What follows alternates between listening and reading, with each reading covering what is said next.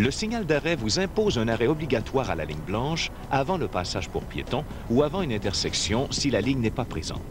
Vérifiez si vous pouvez repartir en toute sécurité après avoir cédé le passage à tous les usagers n'étant pas tenus de s'arrêter. Lorsque vous rencontrez le panneau « Céder le passage », ralentissez ou arrêtez si nécessaire afin de céder le passage aux autres véhicules.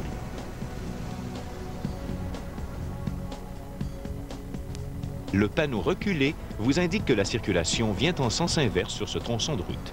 Il vous est interdit d'y entrer. Si vous êtes déjà engagé, sortez de la chaussée et changez de direction dès que vous pouvez le faire en toute sécurité.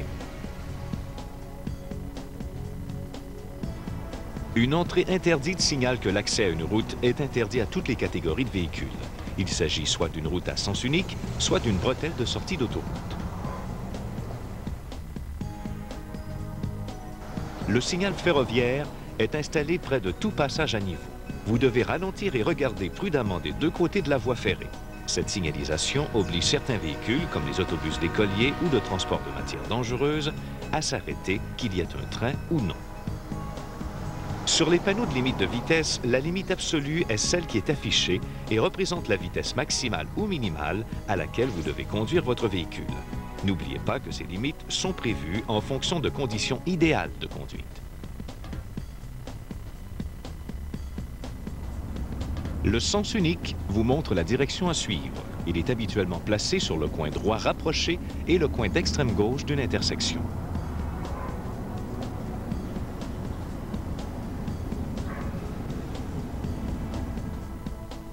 À la vue d'un panneau « Passer à gauche, contournement par la droite ou par la gauche et passer à droite », vous devez contourner l'obstacle ou la bande médiane du côté indiqué.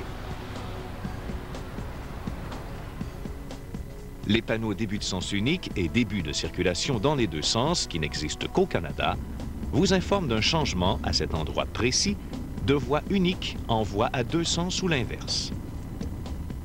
Ce signal de manœuvre obligatoire, qui n'existe qu'au Canada, oblige tout conducteur à suivre la direction indiquée ou à faire un choix s'il y en a plus d'une. Les panneaux de manœuvre interdite indiquent, selon le sens de la flèche noire qui y apparaît, qu'il est interdit de continuer tout droit, de tourner à gauche ou à droite ou de faire demi-tour. Un panonceau désigne les jours et les heures où cette interdiction s'applique. Il indique également les véhicules qui en sont exemptés. La signalisation de passage révèle qu'à cet endroit précis, la chaussée peut être traversée. Selon qu'on les retrouve au Québec, dans le reste du Canada ou aux États-Unis, ces panneaux varient.